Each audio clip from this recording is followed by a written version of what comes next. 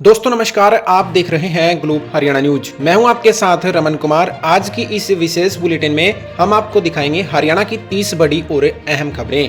प्रदेश की राजनीतिक, मौसम, किसान, रोजगार, शिक्षा, अपराध, विकास और प्रशासन से जुड़ी हर महत्वपूर्ण अपडेट लेकर हम हाजिर हैं। आज है 23 जून 2026 वार मंगलवार। तो चलिए बिना किसी देरी से शुरू करते हैं हरियाणा की आज की 30 बड़ी खबरें और जानते हैं प्रदेश की हर छोटी बड़ी हलचल। बने रहिए ग्लोब हरियाणा न्यूज के साथ।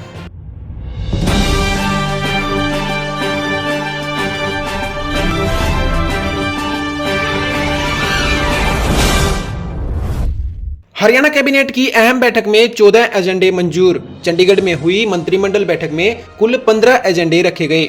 नई ऑनलाइन ट्रांसफर पॉलिसी को मंजूरी। हरियाणा कैबिनेट ने सरकारी कर्मचारियों के लिए मॉडल ऑनलाइन ट्रांसफर पॉलिसी 2026 को मंजूरी दी।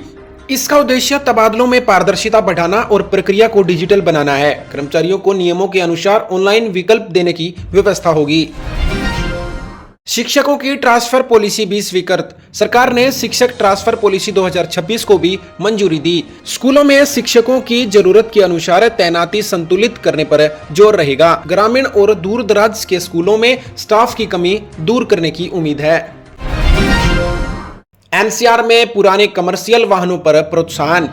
एनसीआर जिलों में पुराने व्यावसायिक वाहनों को बदलने के लिए प्रोत्साहन योजना मंजूर हुई। इस कदम का मकसद प्रदूषण घटाना और स्वच्छ वाहनों को बढ़ावा देना है। वाहन मालिकों के लिए योजना के नियम स्पष्ट किए जाने की संभावना है।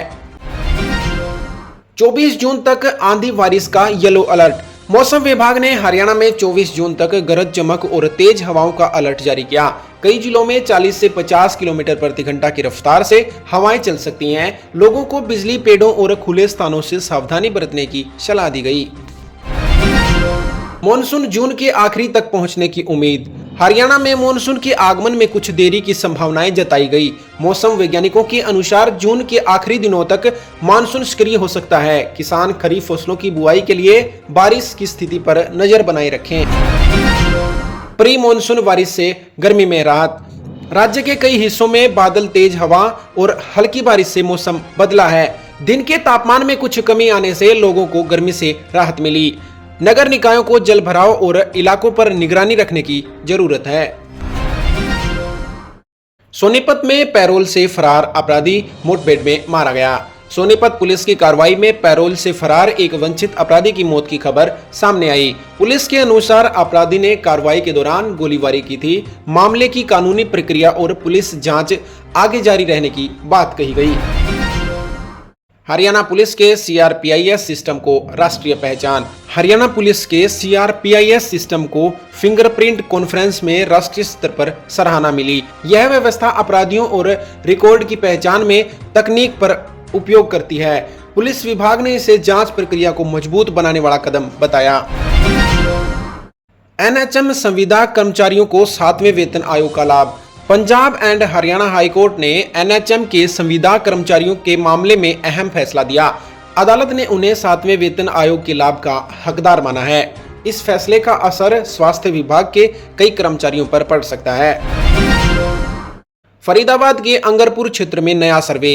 अंगरपुर क्षेत्र में नए सर्वे केवल पहले से बने निर्माणों पर केंद्रित रहेंगे।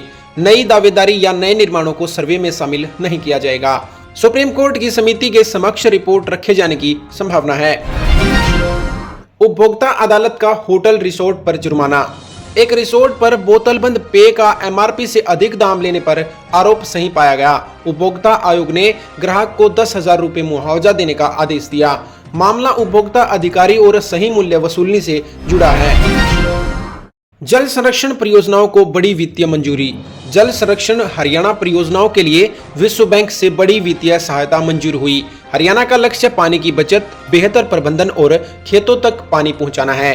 राज्य में डिजिटल जल प्रबंधन प्रणाली विकसित करने पर जोर दिया गया है। क्लस्टरों में जल प्रबंधन योजना पर काम। जल संरक्षण हरियाणा परियोजना के तहत प्रदेश में 15 क्लस्टर बनाए जाएंगे। इन क्षेत्रों में भूजल, सिंचाई और जल उपयोग की निगरानी मजबूत की जाएगी। सरकार ने हर बूंद पानी के बेहतर इस्तेमाल पर जोर दिया है। सरकारी खर्च और ईंधन बचत के निर्देश जारी। हरियाणा सरकार ने विभागों को कम खर्च और ऊर्जा बचाने के निर्देश दिए। नई पेट्रोल गाड़ियों की खरीद और गैर जरूरी कार्यक्रमों पर रोक जैसी बातें सामने आई। ये निर्देश सितंबर 2026 तक लागू रहने की जानकारी सामने आई। सरकारी स्कूलों में शिक्षकों के खाली पद चिंता का विषय। हरियाणा के सरकारी स्कूलों में हजारों शिक्षकों के पद खाली होने का मुद्दा बना हुआ है। नूंह मेवात क्षेत्र में शिक्षकों की कमी सबसे अधिक बताई गई। सरकार ने रिक्त पदों को समयबद्ध तरीके से भरने की बात कही। ग्रुप डी और अन्य भर्ती प्रक्रियाओं पर युवाओं की नजर।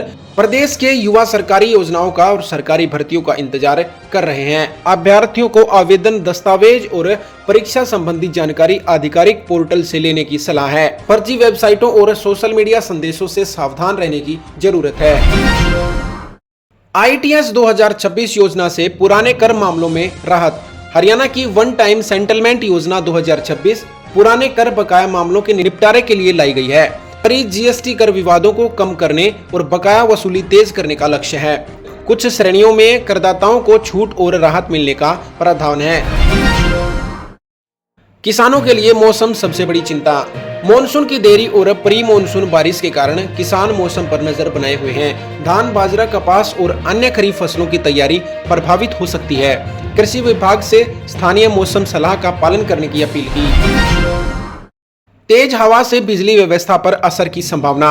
आंधी और तेज हवा के दौरान बिजली की लाइनों तथा पेड़ों को नुकसान पहुंच सकता है। बिजली विभाग और स्थानीय प्रशासन को सतर्क रहने की जरूरत है।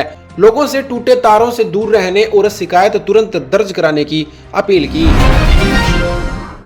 शहरी क्षेत्रों में जलभराव की तैयारी।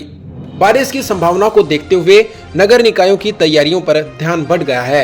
नालों की सफाई, पंपिंग व्यवस्था और संवेदनशील क्षेत्रों की निगरानी जरूरी है। गुरुग्राम, फरीदाबाद और अन्य शहरों में यातायात प्रभावित होने की आशंका है। डिजिटल प्रशासन की दिशा में बड़ा कदम। नई ऑनलाइन ट्रांसफर नीति को डिजिटल प्रशासन की दिशा में अहम कदम माना जा रहा है। इससे आवेदन प्राथमिकता और आदेशों की प्रक्रिया रिकॉर्ड में रहेगी।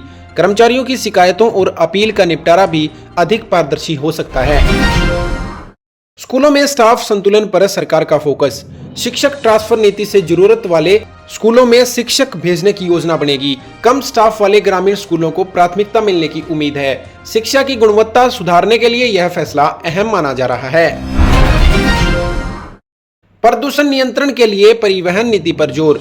NCR में पुराने व्यावसायिक वाहनों से होने वाले प्रदूषण को कम करने की कोशिश होगी।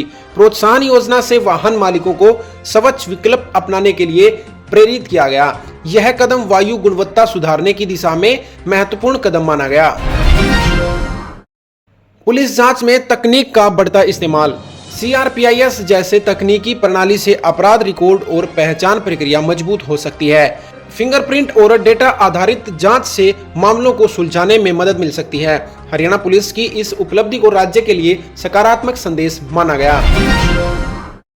स्वास्थ्य कर्मचारियों के वेतन मामले में राहत की बड़ी उम्मीद। हाईकोर्ट के फैसले के बाद NHM संविदा कर्मचारियों में उम्मीदें बढ़ी।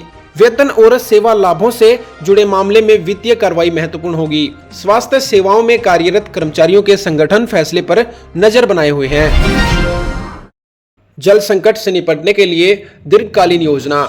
जल संरक्षित हरियाणा परियोजना में सिंचाई, भूजल और उपचारित पानी के उपयोग पर काम होगा। सरकार ने गांव स्तर तक पानी की उपलब्धता और उपयोग का रिकॉर्ड तैयार करने की बात कही। परियोजना से खेती और पेयजल व्यवस्था को मजबूत करने की उम्मीद है। ऊर्जा बचत के लिए सरकारी विभागों की जिम्मेदारी बढ़ी। सरकार के निर्देशों के बाद विभागों को बिजली, ईंधन और खर्च की बचत करनी होगी। सरकारी आयोजनों और यात्राओं पर भी नियंत्रण रखने की बात कही। इससे सार्वजनिक खर्च कम होने और संसाधन बचाने का लक्ष्य है। मॉनसून से पहले किसानों को तैयारी की सलाह। किसानों को खेती की मोड़, जल निकासी और बीज की तैयारी समय पर करने की जरूरत है।